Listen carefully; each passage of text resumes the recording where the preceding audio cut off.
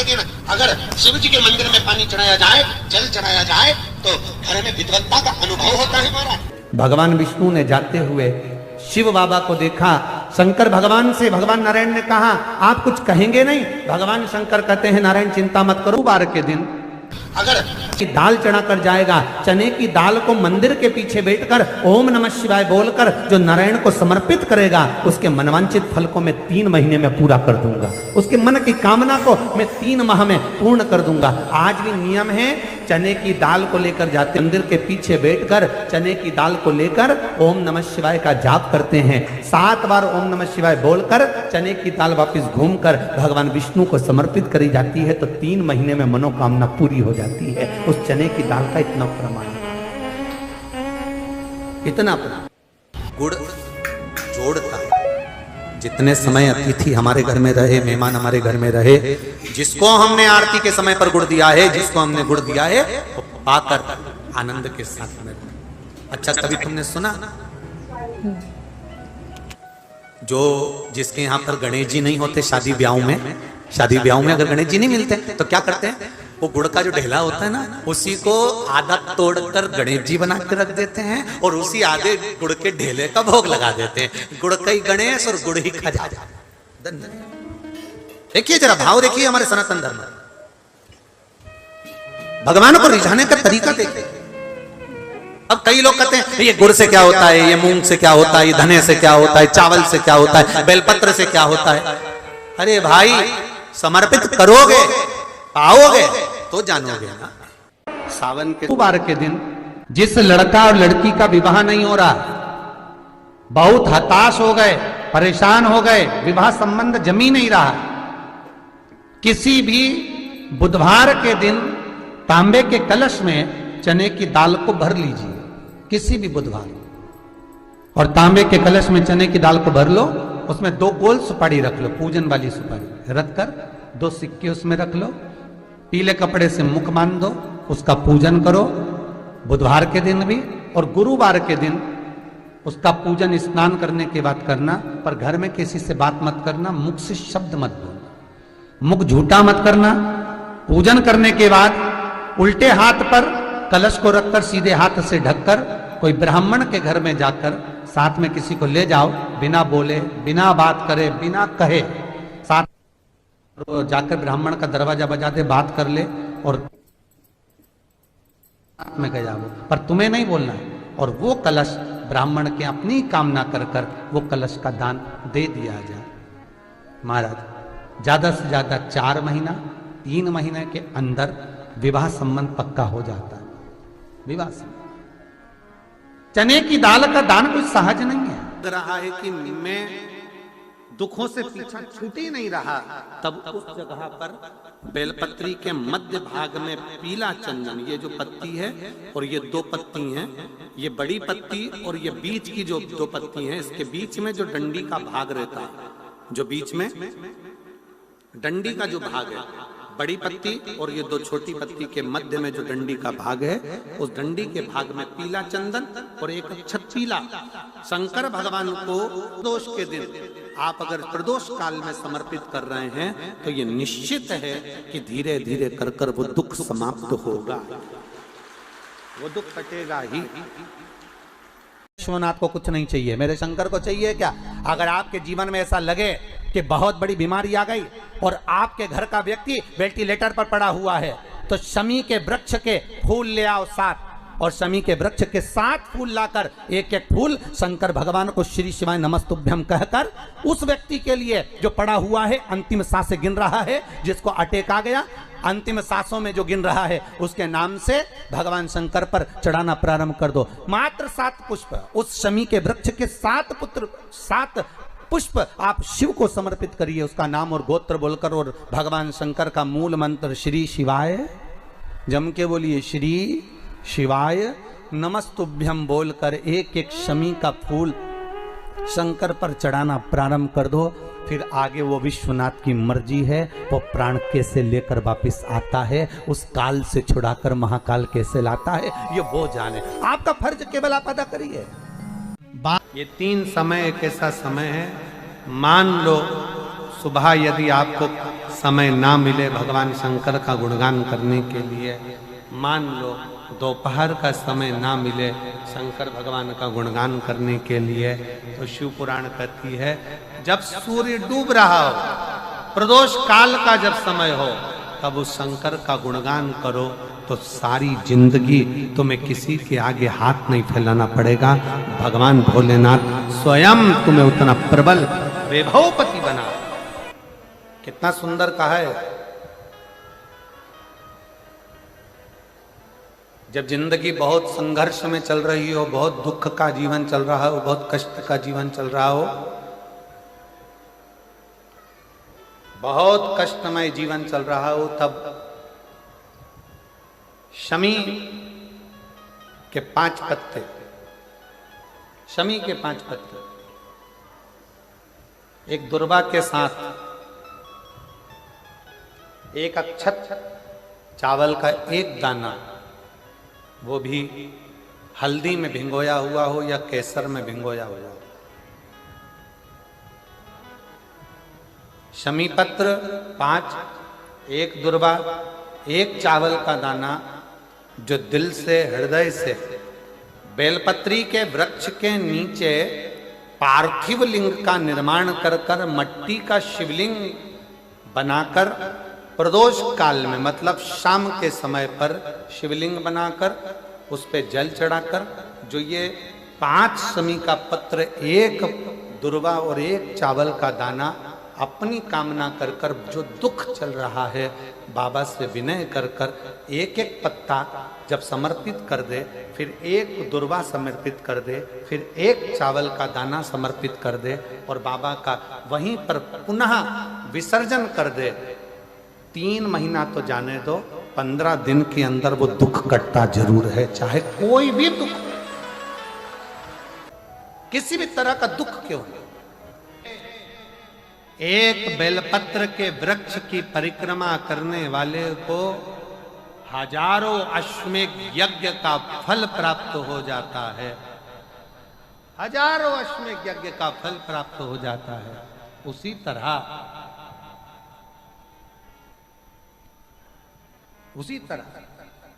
एक पार्थिव लिंग का निर्माण करने वाले को, मिट्टी का शिवलिंग का निर्माण कर कर पूजन करने वालों को 12 ज्योतिर्लिंग के शिवलिंग के दर्शन का पुण्य फल प्राप्त। जब श्री बद्रीनाथ भगवान विश्राम करते हैं, पट जब बंद होते हैं, तो मेरे नारायण के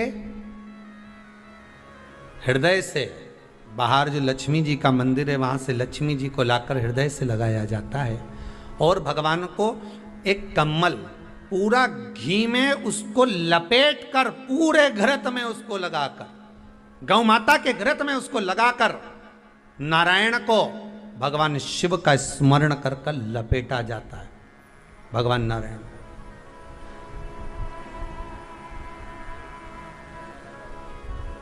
बद्रीनाथ बाबा के मंदिर में दिया घी से भर दिया जाता है, ताले लगा दिए जाते हैं, सब नीचे आ जाते हैं। जब अक्षय तृतीया के समय पर पट खोलते हैं, बाबा का कम्मल घृत से जुड़ा हुआ वैसा कि वैसे ही घृत भरा हुआ, घृत में स्थिरता है, घर में घृत के अंदर लक्ष्मी का भाव आ जाता है। हमारे यहाँ हिंदू धर्म में बहुत सुंदर बात कही जाती थी पहले, आजकल जमाने में कहते कि नहीं कहते मालूम नहीं, पर मारवाड़ के अंदर एक रीति थी, घर के अंदर रसोई घर में एक इतनी बड़ी कुल्हड़ होती थी जिसमें घी भरा होता था, छोटी सी चम्मच होती थी, उसमें पूरे घर का घी खाली हो जाए पर उस कुल्हड़ का घी खाली नहीं होना चाहिए। नानी भाई का मायरा सुना है आप लोगों ने? अगर नानी भाई का मायरा सुना होगा तो नानी भाई के मायरे में नरसिंह मेहता जी की जो दादी के प्राण छूटे थे, वो केवल इसी बात पे छूटे थे। अगर नानी भाई का मायरा सुना होगा तो आपको मालूम होगा, नानी भाई के मायरे में जब नरसिंह मेहता भोजन करने के लिए बैठे तो नरसिंह मेहता की भाभी दुरत गौरी ने कह दिया दादी के सामने, जब दादी बोली क्यों इसकी रोटी में घी नहीं लगा, तो कहा कुल्हड़ का घी समाप्त हो गया है, रसोई घर में जो बाटकी रखी थी उसका घी समाप्त हो गया।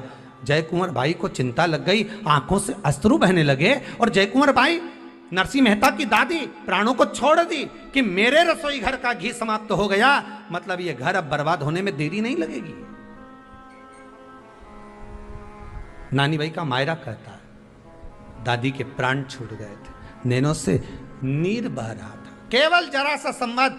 शास्त्र कहता है घर के रसोई घर में जिस बाटकी से आप रोटी पर घी लगाते उसकी बाटकी में भले आधा चम्मच घी पड़ा पर पड़े रहना चाहिए। क्यों? वो लक्ष्मी को घटने नहीं देता। जिस दिन बाटकी मंज जाए, साफ हो जाए, उसी दिन उसको धोकर पोंछ कर वापस भर देना चाहिए। अगर बाटकी गंदी हो गई तो आप धो पोछो, मना नहीं है, पर उसको पोंछने से पहले एक कटोरी में घी भर दो, चम्मच रख दो। पर रसोई घर में बाटकी में घी होना चाहिए और उसमें आप डालते रहो और लगाते रहो, रोटी में चलेगा, पर बाटकी का घी समाप्त नहीं होना चाहिए, कुल्हड़ का घी समाप्त नहीं होना चाहिए। वो बरकत है, वो भंडार है, वो संपदा है हमारी।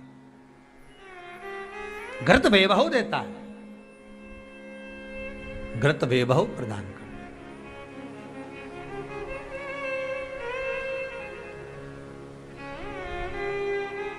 घृत वैभवता देता है। कितना सुंदर कहा है।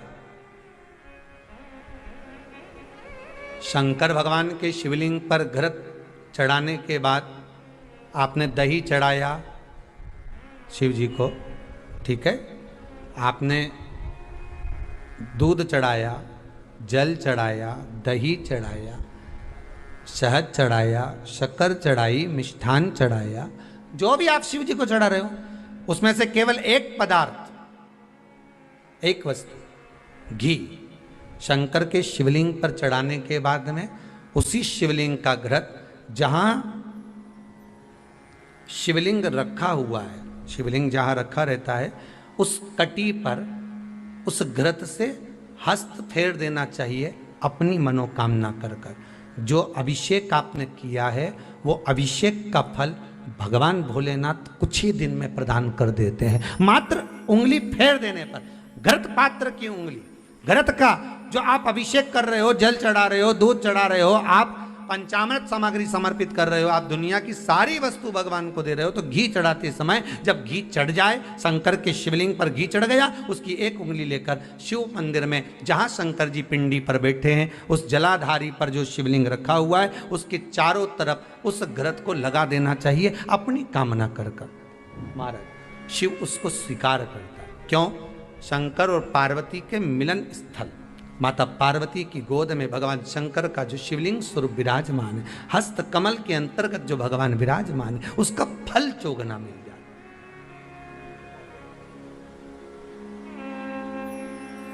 शक्तिपीठ नाम सुना है? अरे बोलो तो, जितने लोग कथा सुन रहे, शक्तिपीठ नाम सुना है? शक्तिपीठ का मतलब क्या होता है? जहां पर माता सती के अंग के टुकड़े होकर गिर पड़े वो शक्तिपीठ के रूप में निर्मित हो गए। तो जितनी भी शक्तिपीठ होती है उन शक्तिपीठ में आप लड्डू चढ़ाएं, पेड़ा चढ़ाएं, वस्त्र चढ़ाएं, आभूषण चढ़ाएं, सोना चढ़ाएं, चांदी चढ़ाएं, मुद्रा चढ़ाएं, आपकी मर्जी पड़े करोड़ों रुपए चढ़ाएं, मना नहीं है।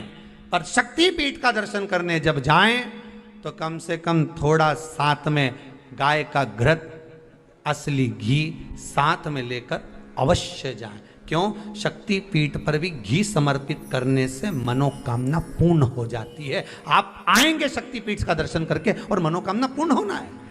मात्र शक्तिपीठ। आप चढ़ाएं वस्तु, ढेर चढ़ाएं, आप सोना चांदी अंबारियों में धन दौलत सब चढ़ाएं, पर साथ में आप चुनरी चढ़ा रहे हैं, साड़ी चढ़ा रहे हैं, घृत भी दीजिए, घृत भी प्रदान।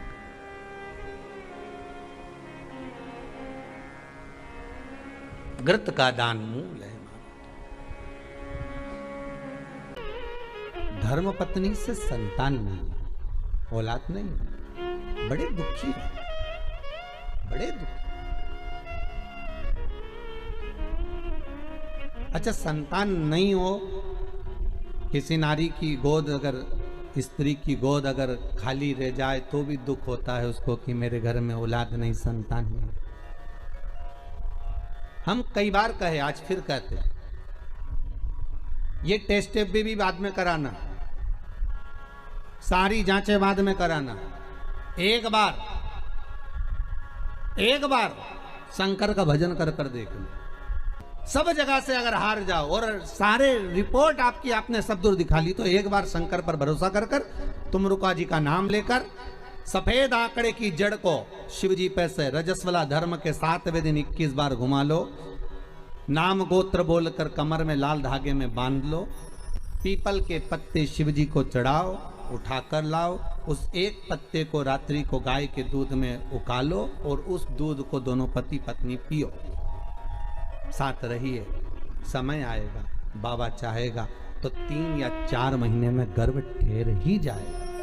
सारे डॉक्टर को दिखा लिया अपनी जगह, टेस्ट भी करवा लिया अपनी जगह, पर एक बार प्रयोग, और वो विश्वास रखकर करना पड़ेगा। शंकर पर जो भी कार्य कर रहे हो आप, जो उपाय कर रहे हो आप, शिव का स्मरण कर, भगवान पर अगर विश्वास रखोगे, भरोसो दृढ़ इन चरणन कहो, श्री वल्लभ नक चंद्र छटा बिन सब जगमा ही अंधेरो। अगर भरोसा है तो शंकर है, और भरोसा नहीं तो शिव कहां से।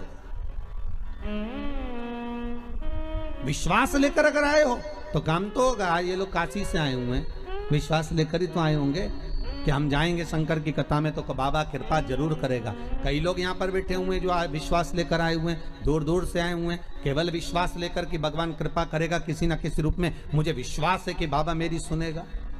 और फिर कहता हूं, कथा में अगर आपने मन लगा लिया, भले टीवी चैनल के माध्यम से श्रवण कर रहे हो, भले मोबाइल के माध्यम से श्रवण कर रहे हो, भले पंडाल में सुन रहे हो, बाबा से अगर दिल से आपने अगर कह दिया तो 3 महीना बहुत होता है सब कामना पूरी होने के लिए। मेरा बाबा आपको कुछ ना कुछ दे ही देता है, बस आपकी रुचि के अनुसार सुख प्रदान कर ही देता है। आप उस पर विश्वास, भरोसा, भटकना नहीं है हमको। जिस नारी का रजोधर्म के अंतर्गत नारी को जो परेशानियां होती हैं, कोई के 8 दिन पहले, 4 दिन पहले, 3 दिन पहले कहीं ना कहीं रजोधर्म के अंतर्गत जो बीमारियां होती हैं, उसके लिए महाराज 7 चने की दाल के दाने तुलसी महारानी के सामने कटोरी में रखकर तुलसी के 3 पत्ते उसमें डालकर अपनी मनोकामना कर कर तुलसी में 3 बार जल छोड़कर वो तुलसी और वो चने की दाल ले जाएं और उसको धीरे धीरे कर कर एक एक कर कर सुबह शाम दोपहर में उसको खा लीजिए। रजो धर्म से जुड़ी हुई परेशानी समाप्त। कोई सहज नहीं है महाराज। चने की दाल को स्वर्ण दान का भी भाव कहा गया। हमारे हिंदू धर्म में चने की दाल को स्वर्ण दान भी करते हैं। जो व्यक्ति स्वर्ण दान नहीं कर पाता वो चने की दाल का दान कर देता है, तो स्वर्ण दान के बराबर मान्य है महाराज। फिर निवेदन करा, चने की दाल का व्याख्यान वर्णन फिर किया गया। मान लो कोई प्लाट है, कोई प्रॉपर्टी है, कोई जमीन है, कोई जायदाद और नहीं बिक रही, बहुत परेशान हो गए, लाखों करोड़ों रुपए तुम्हारे डूब गए और ये प्रॉपर्टी बिके तब तुम उबरो, तो उसके लिए चने की दाल को एक रात्रि पहले रविवार के दिन घर में गला लीजिए और उसको गलाकर दूसरे दिन उसमें थोड़ा सा चंदन मिलाकर पीस लीजिए। पर पीसना आपको मिक्सर में नहीं है, पीसना आपको सिलबट्टे पर, चकोटी पर जो आपके यहाँ उससे उसको पीस लीजिए। और पीसने के बाद उसमें थोड़ा सा दूध मिलाकर शिव मंदिर में जाकर शंकर भगवान के शिवलिंग का सोमवार के दिन लेपन करिए। लेपन कर कर अपनी कामना कर कर शिवलिंग पर 3 उंगलियां लगा लीजिए महाराज, अपनी कामना कर कर। जो 3 उंगलियां आपने लगाई है, उंगली हटाते समय चंदन के लेपन को जो लगाया आपने, चने की दाल का लेपन, स्वर्ण का लेपन, उसको हम कहते हैं स्वर्ण लेपन, उसको लेकर आ जाइए महाराज। उसको थोड़ा सा लेकर आ जाओ, एक किसी भी फूल में उसको लगाकर जो जमीन, जो प्रॉपर्टी, जो जगह बेचना है वहां पटक दीजिए महाराज। उसके ग्राहक आना चालू हो जाएंगे और वो प्रॉपर्टी शीघ्र बिक जाएगी। अपनी कामना के अनुसार बिकेगी कि कितने में आपको बेचना, अपने अनुसार। महाराज चने की दाल स्वर्ण दान के बराबर है। चने की दाल को सहज नहीं समझा जाता। गुरु भक्ति के लिए बहुत मूल है। माताएं कई बार पीले गुरुवार करती हैं या केले के पेड़ के नीचे पूजन करती है तो चने दाल समर्पित करती है। क्यों करती है? उसका भाव है स्वर्ण दान के बराबर, मनवांचित फल की प्राप्ति के लिए, मनोकामना के लिए। जिस जमीन में फसल कम होती हो, जिस जमीन में प्रॉपर्टी के अंतर्गत कहीं लाभ नहीं मिल रहा हो, जो कई लोग वो जमीन की दलाली का काम करते हैं ना, जमीन बेचवाते हैं, खरीदवाते हैं और कोई लाभ ही नहीं मिल रहा, कई दिनों निकाल दिए, साल निकाल दिए, कोई लाभ नहीं हुआ, तो निवेदन है शंकर भगवान के मंदिर में शिवलिंग पर 108 चने के दाल समर्पित करो। उस 108 चने की दाल को प्रदोष के दिन शाम के समय समर्पित कर कर उस दाल को उठाकर लिया, जेब में पीले रुमाल के साथ उसको बांध कर रख लो। किसी प्रॉपर्टी का सौदा कराने जाओ, उसको पटक कर लेकर जाओ, आपके लाभ होना चालू, सौदे होना चालू, आपको कमीशन मिलना चालू। बद्रीनाथ में अगर 41 दाने चने की दाल के पीले कपड़े में बांध कर जो शंकर भगवान के 41 बार नाम लेकर बद्रिकाश्रम को चढ़ाता है, आज भी उसकी मनोकामना पूरी हो जाती है। इसलिए बद्री नारायण में चने की दाल चढ़ती है। क्यों चढ़ती है किसी को नहीं मालूम, पर उसका कारण यह शिव महापुराण में लिखा कि बद्रिकाश्रम में चने की दाल शंकर भगवान का नाम लेकर चढ़ाई जाती है। क्यों? क्योंकि जब जैसे दादी को स्वर्ण सीढ़ी चढ़ाते हैं, देखा स्वर्ण सीढ़ी चढ़ाते हैं तो चने की दाल बर्तन में भरते हैं, फिर उस पर सोने की सीढ़ी रखते हैं, तब वो स्वर्ण सीढ़ी चढ़ती है। उसी तरह जब हम किसी बच्चे को गोदी लेते हैं और उसको कोई दान देते हैं, अपना मकान अपनी जायदाद जब उसके नाम लिखते हैं, तो बच्चे को जब गोदी लिया जाता है तो सामने थाली में चने की दाल भरी जाती है। नामकरण संस्कार जब बच्चे का किया जाता है तो सामने थाली में चने की दाल रखी जाती है। क्यों? चने की दाल जब हम दान करते हैं तो स्वर्ण के बराबर दान का, प्रॉपर्टी के बराबर दान का लाभ जीव को प्राप्त होता है। आज भी नारायण के मंदिर में बद्रिकाश्रम में 41 दाने चने की दाल के देने पर, आपको 41 तो गिनता नहीं इसलिए पोटली में बांध कर ले जाता है, जितने हैं दे दो, शिव का नाम समर्पित करिए। हर हर भगवान शिव का नाम लेकर बद्रिकाश्रम में चने की दाल का दान। अच्छा, इसलिए केदारनाथ में जपा जाता है नारायण नारायण और बद्रिकाश्रम में जपा जाता है ओम नमः शिवाय। दोनों जगह विपरीत दशा है। केदारनाथ जी में क्या जपना चाहिए? श्रीमन नारायण ओम नमो भगवते वासुदेवाय श्री कृष्ण शरणम मम। ऐसे केदारनाथ जी में बैठकर भगवान का नाम का जाप करना चाहिए। और बद्रिकाश्रम में जब भी जाओ तो मुख से ओम नमः शिवाय, ओम नमः शिवाय। जैसे व्यक्ति का कोई काम नहीं हो रहा हो, बहुत दिन से लगे, बहुत समय से लगे, ये काम हो ही नहीं रहा, तो शंकर जी का नाम को उल्टा कर कर जपना चालू कर दो। नमः शिवाय ओम। सीधा नाम क्या है? ओम नमः शिवाय, शिवाय नमः ओम।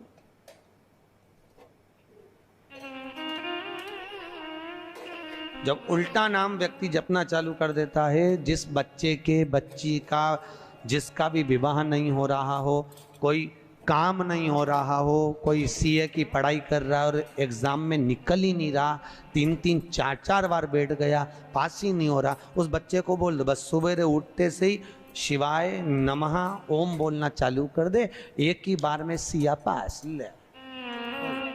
कहा करत बा, जॉब नहीं लग रहा, जब उल्टा उल्टा जब ले। ये उसी में का हाल है। जैसे किसी व्यक्ति से अपने को पैसा लेना और दे नहीं रहा, क्या करना है? सूर्य नारायण भगवान को अर्घ दो। तो 21 दाने लाल मिर्ची के जो दाने होते हैं, देखें लाल मिर्ची के अंदर दाने होते हैं, उसके 21 दाने निकालकर पानी में डाल दो और पानी में डालकर उसी जल से सूर्य को अर्घ दे दो। उस व्यक्ति का नाम लेकर जिससे पैसा लेना है, हाथ जोड़कर देने आता है, तुरंत 3 महीने के अंदर पैसा लौटा दे, तुरंत हाथ जोड़कर। ये सूर्य को अर्घ देने पर मात्र व्यक्ति दौड़कर पैसा देने आता है, कितना भी हो, रहने नहीं देता प्रचंड। शिव के सिवा दुनिया में कोई दानी नहीं, शंकर जैसा कोई दानी नहीं हो सकता। स्वयं कैलाश पर रहता है और दुनिया को लखपति, करोड़पति, आनंदपति बनाकर भेज देता है। कभी अगर मौका लगे, कभी ऐसा योग लग जाए कि कोई आपसे कहे कि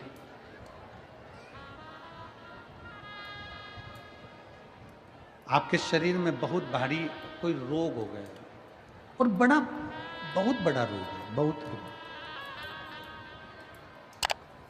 और शरीर में बहुत बड़ा रोग हो गया हो और वो रोग समाप्त नहीं हो रहा, वो रोग समाप्ति की ओर जा ही नहीं रहा, रोग समाप्त हो ही नहीं रहा। तो एकांक्षी नारियल लीजिए, श्रीफल, नारियल देखा है सब लोगों ने? श्रीफल जो होता है, नारियल जो होता है, एकांक्षी नारियल। एकांक्षी नारियल से मतलब है कि नारियल में जो जटा होती है उस जटा के स्थान पर 3 नेत्र होते हैं। किसी किसी नारियल में 2 नेत्र होते हैं, किसी में 3 नेत्र होते हैं, किसी में 2 नेत्र होते हैं, किसी में 3 नेत्र होते हैं। तो 3 नेत्र वाला नहीं, 2 नेत्र वाला नहीं, कभी अगर मिल जाए, भूलवश तुम्हारे हाथ में आ जाए, एकांक्षी नारियल।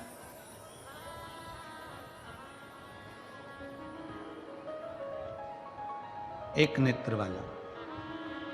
पहले बताओ देखा है कि नहीं देखा? पहले ये तो बोलो कि नारियल के पीछे 3 आंखें दिखती हैं, 3 आंखें, किसी में 2 आंखें नजर आती हैं। उसी तरह एक एकांक्षी नारियल, एक नेत्र वाला। कभी अगर मौका लगे और अगर रोग बढ़ रहा है, घट नहीं रहा, तकलीफ बढ़ रही है, घट नहीं रही, सारे इलाज करवा लिए, सारी दवाइयाँ ले ली, सारी जांचें करवा ली, सारे डॉक्टरों को दिखा लिया, उसके बाद भी अगर आराम नहीं लग रहा है तो एकांक्षी नारियल। और उस एकांक्षी नारियल के साथ में 7 दुर्वा, 7 बेलपत्र, 7 दुर्वा, 7 बेलपत्र, 7 पीले कनेर के पुष्प हाथ में लेकर, जो व्यक्ति बहुत ज्यादा बीमारी अवस्था में है और दवाइयां भी अगर लॉक नहीं कर रही हैं, डॉक्टर की दवाइयां खाते रहो, दिखाते रहो, उसके साथ में वो एकांक्षी नारियल जिसकी एक आंख है, 7 दुर्वा, 7 बेलपत्र, 7 पीले कनेर के पुष्प हाथ में लेकर श्री शिवाय नमस्तुभ्यम कहते हुए हाटकेश्वर महादेव का नाम लेकर। कौन से महादेव? हाटकेश्वर महादेव। हाटकेश्वर महादेव का नाम लेकर अपनी कामना करते हुए, बाबा से विनय करते हुए, जहां से,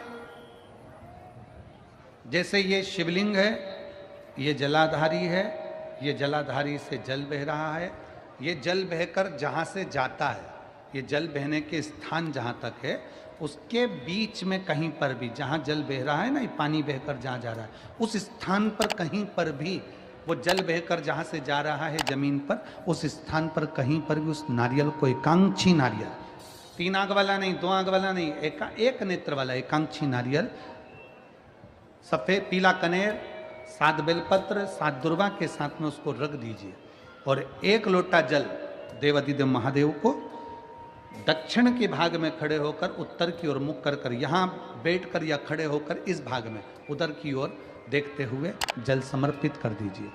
उसमें से 1 बेलपत्र, 1 दुर्वा उठा कर लिया, उसी में से 1 कनेर का पुष्प अशोक सुंदरी वाली जगह पर समर्पित कर दो। दुर्वा सुबह के समय पर खाना है, बेलपत्री दोपहर के समय पर खाना है। उसके बाद में 15 दिन 8 दिन बाद फिर वापस जांच कराओ, आपके रोग में आराम मिलना प्रारंभ हो जाएगा, शिव उसको ठीक करना प्रारंभ करेगा। एकांक्षी नारियल अगर दान दीजिए, गुरु द्रोणाचार्य ने कहा कि जो शीश का दान दे देगा, जो शीश,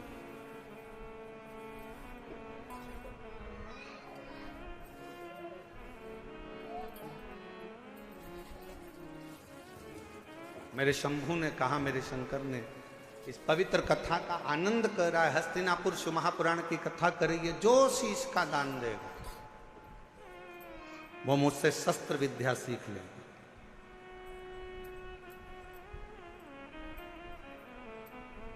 अब कौन शीश का दान दे? सब 105 जितने शिष्य बैठे थे गुरु द्रोणाचार्य के, उसमें से 100 शिष्य उठकर चले गए। 5 शिष्य बैठे रहे पांडव, उसमें भी 1 अर्जुन सामने बैठा रहा, तलवार उठाई और शीश के पास लेकर जाने लगा, काट कर शीश का दान देने लगा। गुरु द्रोणाचार्य ने मना कर दिया, मुझे कटा हुआ शीश नहीं, तेरे धड़ पर लगा हुआ शीश मेरे चरणों में पड़ जाएगा, उतना दान बहुत है और मैं तुझे दे दूं, मत दीजिए। शंकर भगवान को तुम्हारा धन नहीं, वैभव नहीं, सत्ता नहीं, दौलत नहीं, शिव जी को केवल तुम्हारा एक लोटा जल शिव को समर्पित कर दो। एक लोटा जल भी नहीं हो तो 3 बार ताली बजा दो, वो भी नहीं है तो मुख से बम बम बोले बोले, ये भी नहीं बोल सकते तो मुख से हर हर महा, इतना कर सकते,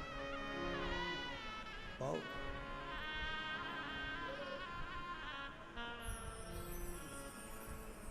कुछ नहीं। जिस दिन अहंकार छोड़कर, अभिमत्ता त्याग कर, अभिमान का त्याग कर, जिस दिन अहंकार को छोड़कर तुम शिव की ओर बढ़ोगे, शिव तुम्हें प्राप्त हो जाएगा।